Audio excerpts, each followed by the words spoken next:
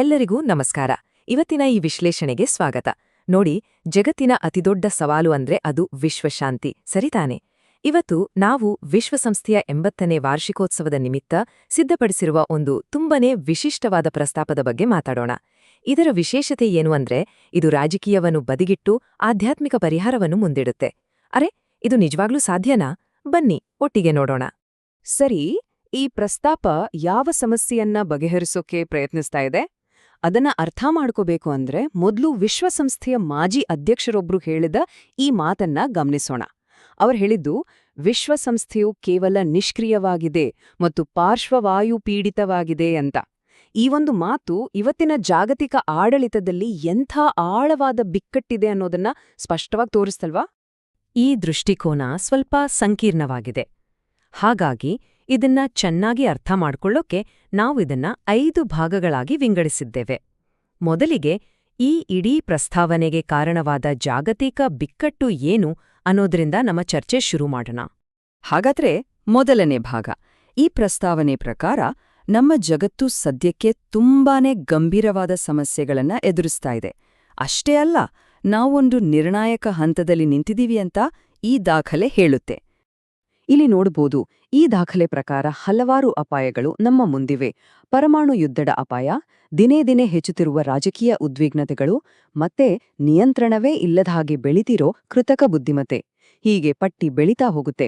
ಅಷ್ಟೇ ಅಲ್ಲ, 80 ವರ್ಷ ಕಳೆದ್ರೂ ವಿಶ್ವಸಂಸ್ಥೆ ತನ್ನನ್ನ ತಾನು ಸುಧಾರಿಸ್ಕೊಳ್ಳೋಕೆ ವಿಫಲವಾಗಿದೆ ಅಂತಾನೂ ಇದು ಸ್ಪಷ್ಟವಾಗಿ ಹೇಳುತ್ತೆ. 12,241. ಇದೊಂದು ಸುಮ್ಮನೆ ನಂಬರ್ ಅಲ್ಲ. ಇಡೀ ಜಗತ್ತನ್ನೇ ಹಲವು ಬಾರಿ ನಾಶ ಮಾಡಬಲ್ಲಷ್ಟು ಪರಮಾಣು ಅಸ್ತ್ರಗಳ ಸಂಖ್ಯೆ ಇದು. ಅಂದ್ರೆ ನಾವು ಎಂಥ ಭಯಾನಕ ಅಪಾಯದ ಅಂಚಿನಲ್ಲಿ ನಿಂತಿದ್ದೇವೆ ಅನ್ನೋದನ್ನ ಈ ಪ್ರಸ್ತಾವನೆ ನೇರವಾಗಿ ನಮ್ಮ ಮುಂದಿಡ್ತಿತ್ತೆ. ಈ ಪರಿಸ್ಥಿತಿ ಎಷ್ಟು ಗಂಭೀರವಾಗಿದೆ ಅಂತ ಒತ್ತಿ ಹೇಳೋಕೆ ಈ ಪ್ರಸ್ತಾವನೆ ವಿಶ್ವಸಂಸ್ಥೆಯ ಪ್ರಧಾನ ಕಾರ್ಯದರ್ಶಿಯವರ ಒಂದು ಎಚ್ಚರಿಕೆಯನ್ನೇ ಉಲ್ಲೇಖಿಸುತ್ತೆ. ಪರಮಾಣು ಯುದ್ಧದಲ್ಲಿ ಗೆಲ್ಲೋಕೆ ಸಾಧ್ಯವೇ ಇಲ್ಲ. ಅವು ನೀಡೋದು ಒಂದೇ ವಿನಾಶದ ಭರವಸೆ. ಹಾಗಾದರೆ ಇದಕ್ಕೆ ಪರ್ಯಾಯದಾರಿ ಬೇರೆ ಇಲ್ವಾ? ಯಾವುದು ಆ ದಾರಿ? ಸರಿ, ಸಮಸ್ಯೆ ಏನು ಅಂತ ನಮಗೀಗ ಅರ್ಥ ಆಯ್ತು. ಹಾಗಾದರೆ ಈ ಪ್ರಸ್ತಾವನೆ ಮುಂದಿಡುತ್ತಿರುವ ಪರಿಹಾರವಾದರೂ ಏನು? ಇಲ್ಲಿಯೇ ಒಂದು ತಿರುವಿದೆ. ಇದು ರಾಜಕೀಯ ಪರಿಹಾರಕ್ಕಿಂತ ಹೆಚ್ಚಾಗಿ ಒಂದು ಆಧ್ಯಾತ್ಮಿಕ ಪರಿಹಾರವನ್ನ ಸೂಚಿಸುತ್ತೆ. ಅದೇ UBMUD ಪ್ರಸ್ತಾವನೆ. ಈ ಸ್ಲೈಡ್ ಈ ಪ್ರಸ್ತಾವನೆಯ ಮೂಲಭೂತ ಐಡಿಯಾವನ್ನೇ ತೋರಿಸುತ್ತೆ. ಒಂದ್ ಕಡೆ ನ್ಯೂಯಾರ್ಕ್ನಲ್ಲಿರೋ ರಾಜಕೀಯ ಕೇಂದ್ರಿತ ವಿಶ್ವಸಂಸ್ಥೆ, ಮತ್ತೊಂದ್ ಕಡೆ ನವದೆಹಲಿಯ ಗಾಂಧಿ ಸ್ಮೃತಿಯಲ್ಲಿ ಸ್ಥಾಪಿಸಬೇಕು ಅಂತ ಪ್ರಸ್ತಾಪಿಸಲಾಗಿರುವ ಯುನೈಟೆಡ್ ಮಾಸ್ಟರ್ಸ್. ಇದು ಸಂಪೂರ್ಣವಾಗಿ ಆಧ್ಯಾತ್ಮಿಕ ಮತ್ತು ಮಾನವೀಯ ಸಂಸ್ಥೆ. ಹಾಗಾದ್ರೆ ಏನದು ಯುನೈಟೆಡ್ ಮಾಸ್ಟರ್ಸ್? ಈ ಪ್ರಸ್ತಾವನೆ ಪ್ರಕಾರ ಇದು ಒಂದು ರೀತಿ ಜಾಗತಿಕ ಮೇಲ್ಮನೆ ಇದ್ದ ಹಾಗೆ, ಆದ್ರೆ ಇದು ರಾಜಕೀಯದ ಬದಲು ನೈತಿಕತೆ ಮತ್ತು ಪ್ರಾರ್ಥನಾ ಮನೋಭಾವದ ಮೇಲೆ ಹೆಚ್ಚು ಗಮನ ಹರಿಸುತ್ತೆ. ಈ ಸಂಪೂರ್ಣ ಪ್ರಸ್ತಾವನೆಯ ಕೇಂದ್ರ ಬಿಂದುವೆ ಈ UBMUD ಅನ್ನೋ ಪರಿಕಲ್ಪನೆ. ಇದನ್ನ ಪ್ರಕೃತಿಯ ಒಂದು ಮೂಲಭೂತ ಸಮತೋಲನ ಶಕ್ತಿ ಅಂತ ವಿವರಿಸಲಾಗಿದೆ. ಅಂದ್ರೆ ಈಗ ಎಲೆಕ್ಟ್ರಾನ್, ನ್ಯೂಟ್ರಾನ್, ಪ್ರೋಟಾನ್ ಇದ್ದಾಗೆ ಇದು ಜಗತ್ತನ್ನು ನಿಯಂತ್ರಿಸುವ ಒಂದು ಅದೃಶ್ಯ ಶಕ್ತಿ ಅಂತ ಹೇಳಬಹುದು. ರಾಜಕೀಯ ಮತ್ತು ಆಧ್ಯಾತ್ಮಿಕತೆಯ ನಡುವೆ ಸಮತೋಲನ ತರೋದೇ ಇದರ ಉದ್ದೇಶ. ಹಾಗಾದ್ರೆ ಈ ಪ್ರಸ್ತಾವನೆಯ ಮೂಲ ವಾದವಾದ್ರೂ ಏನು? ತುಂಬಾ ಸರಳ. ಜಾಗತಿಕ ಸಮಸ್ಯೆಗಳನ್ನ ಕೇವಲ ರಾಜಕೀಯದಿಂದ ಬಗೆಹರಿಸೋಕೆ ಸಾಧ್ಯನೇ ಇಲ್ಲ. ರಾಜಕೀಯಕ್ಕೆ ಆಧ್ಯಾತ್ಮಿಕತೆಯ ಸ್ಪರ್ಶ ಬೇಕು. ಅದೇ ಈ ಕಾಲದ ಅನಿವಾರ್ಯತೆ ಅಂತ ಈ ಪ್ರಸ್ತಾವನೆಯನ್ನು ಮಂಡಿಸಿದವರು ಬಲವಾಗಿ ನಂಬಿದ್ದಾರೆ. ಈಗ ಈ ಪ್ರಸ್ತಾವನೆ ಏನೋ ನಿನ್ನೆ ಮುನ್ನೆ ಹುಟ್ಟಿದ್ದಲ್ಲ. ಇದರ ಹಿಂದೆ ಒಂದು ದೊಡ್ಡ ಇತಿಹಾಸವೇ ಇದೆ.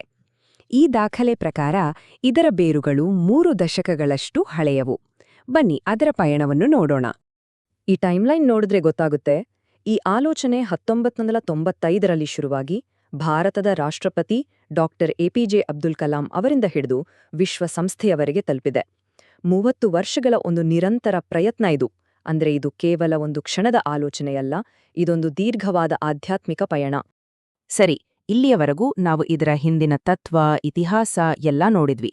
ಈಗ ಈ ಪ್ರಸ್ತಾವನೆ ಕೇವಲ ಮಾತಲ್ಲಿ ಉಳಿಯದೆ ಒಂದು ನಕ್ಕರವಾದ ಕ್ರಿಯಾ ಯೋಜನೆಯನ್ನು ಮುಂದಿಡುತ್ತೆ. ನೋಡೋಣ ಆ ಪ್ಲಾನ್ ಹೇಗಿದೆ ಅಂತ. 1008 ಏನಿದು ಸಂಖ್ಯೆ? ಈ ಯೋಜನೆಗೆ ಬೆಂಬಲ ಗಳಿಸೋಕೆ ಜಗತ್ತಿನಾದ್ಯಂತ ಇರೋ 1008 ಪ್ರಮುಖ ವ್ಯಕ್ತಿಗಳಿಗೆ ಮನವಿ ಮಾಡಲಾಗ್ತಿದೆ. ಇವರಲ್ಲಿ ರಾಜಕೀಯ ನಾಯಕರು, ಧಾರ್ಮಿಕ ಗುರುಗಳು, ದೊಡ್ಡ ದೊಡ್ಡ ಚಿಂತಕರು ಎಲ್ಲರೂ ಇದ್ದಾರೆ. ಇವರೆಲ್ಲರ ಅನುಮೋದನೆ ಸಿಕ್ರೆ ಈ ಯೋಜನೆಗೆ ದೊಡ್ಡ ಬಲ ಸಿಕ್ಕ ಹಾಗೆ ಅನ್ನೋದು ಇವರ ನಂಬಿಕೆ. ಇಲ್ಲಿ ನೋಡಿ, ಒಂದು ಸ್ಪಷ್ಟವಾದ ಪ್ಲಾನ್ ಇದೆ. ಒಟ್ಟು 3 ಹಂತಗಳ 9 ವರ್ಷಗಳ ಯೋಜನೆ ಇದು. ಅನುಮೋದನೆ ಪಡೆಯೋದ್ರಿಂದ ಹಿಡಿದು ಎಲ್ಲಾ ಸಾಮೂಹಿಕ ವಿನಾಶದ ಅಸ್ತ್ರಗಳನ್ನ ಸಂಪೂರ್ಣವಾಗಿ ನಿರ್ಮೂಲನೆ ಮಾಡೋವರೆಗೂ ಒಂದು ರೋಡ್ ಮ್ಯಾಪ್ ಅನ್ನೇ ಕೊಡಲಾಗಿದೆ. ಹಾಗಾದ್ರೆ ಈ ಯೋಜನೆಯ ಅಂತಿಮ ಗುರಿಯೇನು? ಕೇವಲ ಶಸ್ತ್ರಾಸ್ತ್ರಗಳನ್ನ ನಾಶ ಮಾಡೋದಷ್ಟೇನಾ? ಖಂಡಿತ ಇಲ್ಲ. ಅದರ ಆಚೆಗೂ ಒಂದು ದೊಡ್ಡ ದೃಷ್ಟಿಕೋನ ಇದೆ. ಈ ಪ್ರಸ್ತಾವನೆಯ ಸ್ಪಷ್ಟ ಗುರಿ ಏನು ಅಂದ್ರೆ, ಇಡೀ ಜಗತ್ತನ್ನೇ ಪರಿವರ್ತಿಸಿ ಮಾನವ ಕುಲದ ಒಂದು ಹೊಸ ಯುಗಕ್ಕೆ ದಾರಿ ಮಾಡಿಕೊಡೋದು. ಅಂದ್ರೆ ಇದು ಕೇವಲ ನಿಶ್ಶಸ್ತ್ರೀಕರಣದ ಬಗ್ಗೆ ಅಲ್ಲ, ಬದಲಿಗೆ ಮಾನವ ನಾಗರಿಕತೆಯ ಸ್ವರೂಪದಲ್ಲೇ ಒಂದು ದೊಡ್ಡ ಬದಲಾವಣೆ ತರುವ ಗುರಿ ಹೊಂದಿದೆ. ಈ ಹೊಸ ಯುಗಕ್ಕೆ ಒಂದು ಹೆಸರನ್ನು ಕೊಡಲಾಗಿದೆ, ಧರ್ಮಯುಗ. ಅಂದ್ರೆ ಸದಾಚಾರದ ಯುಗ, ಎಲ್ಲೆಡೆ ನ್ಯಾಯ, ನೀತಿ, ನೈತಿಕತೆ ತುಂಬಿರುವ ಒಂದು ಕಾಲ. ನಿಜಕ್ಕೂ ಇದೇ ಈ ಪ್ರಸ್ತಾವನೆಯ ಅಂತಿಮ ಕನಸು. ಕೊನೆಯದಾಗಿ ಈ ಸಂಪೂರ್ಣ ಪ್ರಸ್ತಾವನೆಯನ್ನ ನೋಡಿದ್ಮೇಲೆ ನಮ್ಮೆಲ್ಲರ ಮನಸ್ಸಲ್ಲೂ ಒಂದು ಮೂಲಭೂತ ಪ್ರಶ್ನೆ ಮೂಡುತ್ತೆ. ಜಾಗತಿಕ ರಾಜಕೀಯದಂತಹ ಕಠಿಣ ವಾಸ್ತವದಲ್ಲಿ ಆಧ್ಯಾತ್ಮಿಕತೆಗೆ ನಿಜವಾಗಿಯೂ ಏನಾದ್ರೂ ಪಾತ್ರ ಇದೆಯಾ? ರಾಜಕೀಯ ಮತ್ತು ಆಧ್ಯಾತ್ಮಿಕತೆ ಒಟ್ಟಿಗೆ ಸಾಗೋಕೆ ಸಾಧ್ಯನಾ? ಇದೊಂದು ಯೋಚನೆ ಮಾಡಬೇಕಾದ ವಿಷಯ.